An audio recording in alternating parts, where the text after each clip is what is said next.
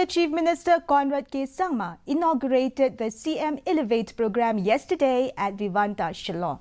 Launching the CM Elevate program, the Chief Minister aimed at engaging, employing and empowering the youth of Meghalaya through entrepreneurship, which he believed serves as a holistic solution for fulfilling the business needs.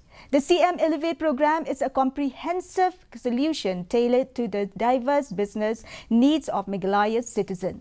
Notably, the program features a user-friendly single-window portal for applications, ensuring a seamless experience for aspiring entrepreneurs. We need to develop the skills at the grassroots level. So you will also see that the Meghalaya Skills Program and the MSSDS program that we're doing is also ensuring that we're mapping the investments we're making, the entrepreneurs that we're creating, the requirements that they have. We're supporting the different self-help groups to be able to support these entrepreneurs, feed them with the kind of products that they require. At the same time, we're looking at all of these industries, we're realizing these skills are required, and hence the MSDSS and other departments are looking at the skill aspect also to create the manpower